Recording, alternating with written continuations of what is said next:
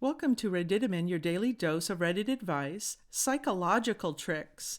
PT asks, where do I learn how to verbally answer and defend myself against those who abuse their authority?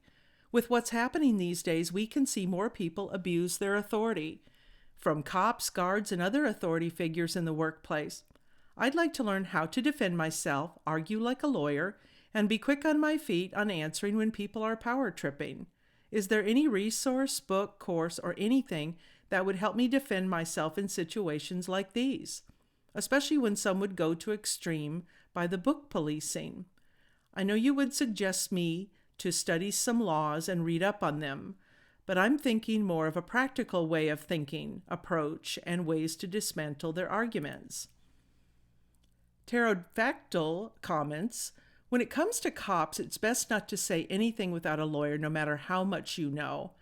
I don't have sources to learn, but the secret to being good in arguments is to know whatever your points are inside and out. If they bring up a point you hadn't considered, research what they said and make your mind up about what you think about it. If you're wrong, accept it, and now you're right. Arguing shouldn't be to be right. It should be to find what's right. An honest man, upon being wrong, either ceases to be wrong or ceases to be an honest man. Pat Shep says, yes, be flexible. It's not about your ego. This is where you let anger take over. Not that I would ever do that, but I will say that when I need to force my opinion, etc., there is something wrong, and it's not going to have a positive outcome for either party. Pterodactyl says, yeah, I articulate myself worse when I don't fully understand my position or when I try to force my point with logical fallacies. Cal Schmidt comments, if you think someone is being rude, it can be a good idea to politely say something like, and why do you say that? Or what do you mean by that? This often makes the person rethink what they've just said and can help them to see that they're being unreasonable. Obviously, it's a bit of a catch as well. You don't have the same onus to be thinking so quickly on your feet for a witty reply. Lisu too. Thank you. Used it yesterday while having a conversation with my coworker on topics. He was ignorant and racist. Worked well. He was like, this thing, blah, blah. So I enjoyed to watch him baffled and asked again the same question. What do you mean by that? Explain, please. He basically surrendered and changed a topic a bit. It ended awfully still, as he brought out good old everything can be worse. You don't know what KGB did for us. Nostril spiders. Cops say nothing.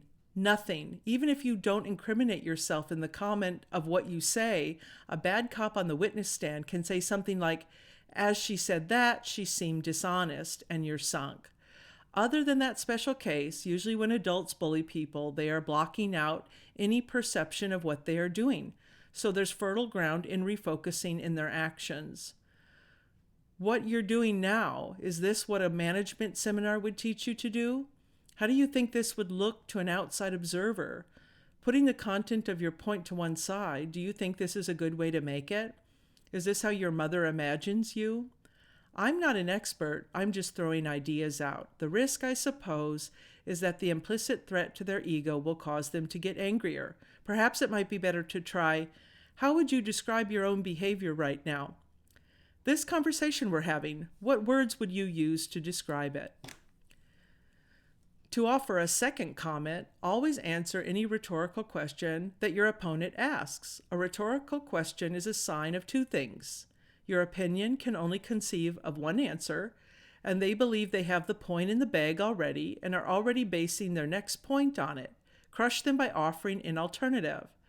Sussprout comments, unfortunately pepper spray only works their way around, so I would guess say something intelligent. You may very well confuse them, so maybe they'll give up on you.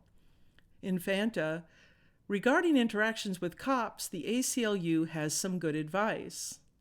As Springles comments, be friendly and deferential as possible. Call him sir, calm tone of voice, all that shit. It's frustrating, but when dealing with cops, it's the only way a lot of the time. Sadly, we live in a world where a cop can beat your ass and there isn't much to it. Sunsuka says, I'd say learn how to physically defend yourself and you'll never be concerned with verbally having to ever again. Yassine 2015 comments, my answer to your question will be quite disappointing.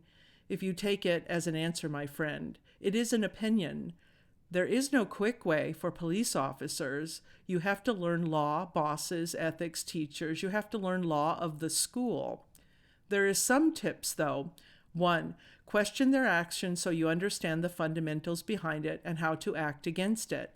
90% of them will realize that they are wrong if they are wrong. 2. Train yourself. 3. Accept the reality and express your feelings. Throw words so you can deal with the situation in a more rational way. 4. Don't be the hero. Just go for what suits your situation. In an example, if you are being abused by your boss, make them recognize what they are doing, not humiliate them. These will only lead to disasters. Colton, say, am I under arrest? If you are under arrest, you go quietly, but don't answer questions without a lawyer because you haven't done anything wrong. If they say no, then you say, am I free to go? Legally, you are free to go if you aren't being arrested or you haven't witnessed a crime or partaken in one. So if they say no, then they are technically breaking the law but refuse to answer questions without a lawyer. If they say you are free to go, then just walk away. Don't run or tell them off or do anything to incriminate yourself or make the officer angry at you. Ikolas comments, am I free to go, sir? No. Okay, so am I being detained, sir? No. I'm sorry, I don't answer questions, sir. Know your local laws on to what extent you must converse or identify yourself. It'll take 30 minutes tops, and then all you have to say are the 3 lines above. Be polite. Consent to nothing. Don't give them a shred of information they could turn into probable cause. Literally anything you say is ammunition for them to put their knees on your neck. People scoff at the people that drop these lines, but I've never been detained or in trouble with the law in times I probably should have been. The only ticket I've ever received was when I was 20 and tried explaining to the cop that I was going 9 miles per hour over the speed limit in a 60 mile per hour zone because of the debris falling onto my car from the open bed construction truck ahead of me. He didn't give an F about the cement chunks this truck had dropped over a 500-mile stretch of highway. He just wanted me to admit I was speeding. They are not your friends, and they will never let you talk your way out of a ticket. They'll roll their eyes and F right off back under the rock they crawled out from under.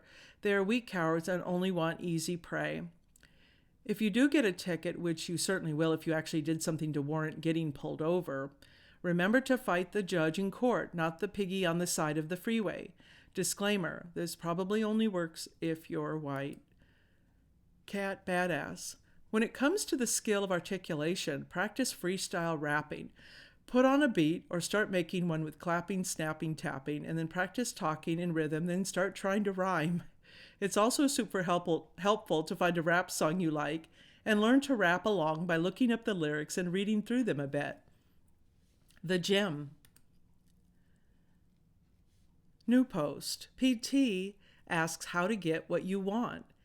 If you need something and you know he wouldn't give it to you, ask for much more than you need. After he refuses to give you that much, he will feel sorry, and you ask for less and less till he doesn't give you the amount you need. For example, if you need 10 euros from your parents, ask for 30. If they refuse to give you that much, they will feel bad for it, and then you say that they gave you at least 10 and they should give you because they will feel bad for rejecting you. Sorry for bad grammar. English is not this writer's first language, and they're on mobile. Social Moth 69 comments, $30. I don't have $20. What do you need $10 for? Divine Plague. Oh, I see. Well, you could mow the lawn and wash the dishes for me. Come talk to me when you're done. Ninja Toothpick. And then I'll give you the $5 you're asking for. Lawn done. Here's your dollar. Zonk 7. This guy learned how to get what he wants with this one weird trick. Parents hate him. Eternity. Foot in the door or door in the face phenomenon. Your example would be door in the face. Phyrexian Spaghetti. I want to be CEO. Get the F out. Super Saiyan 2589. What is this? Negotiating for toddlers? LOL. Rationals Faith 1. Works with stupid people. Most aren't when it comes to buy, sell. You will go far, kid. Make the other guy feel like it was his choice. Works on kids too. I will not eat carrots, or I will eat carrots instead of broccoli. Post 3. PT asks, how to fight overwhelming urges to do something that will ruin my life in an instant. This may be hard to explain. Ever since I was little, I'd have these random overwhelming urges to do something fast that could ruin my life. These have included wanting to jump off a ledge during a hike, desperately wanting to yell F during a theater performance, and wanting to swing the steering wheel right suddenly when driving on the highway. I have never succumbed to any of these urges, even the most powerful ones, but I have come close. One time when I was younger, I was sitting in biology class, and the urge to cuss out the teacher hit me like a train. I tried desperately to fight it, and eventually had to ask to go to the washroom to relieve my stress. I have no idea why these happen, but when they do, they're terrifying. Blurry Sasquatch comments, you might want to speak with a therapist. These are called intrusive thoughts. Elias Jeffy was just talking to a friend about this. Thought I was the only one. Have thought about slamming a pencil through my hand, kicking my TV, driving off a bridge, etc. I feel fine though. Debate Squad, yeah, sometimes it's really the worst.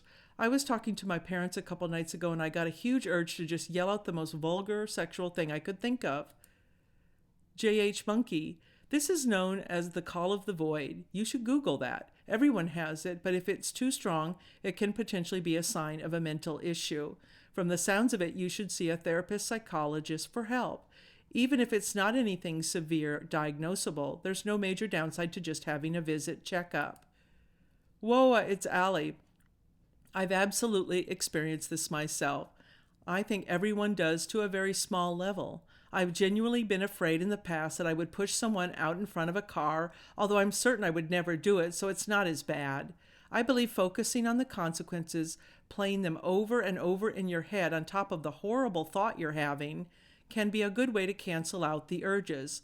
But please, if it's very serious, seek out a counselor or a therapist. Thank you for listening to this episode. Please like and subscribe for future videos, share with a friend, and have a wonderful day.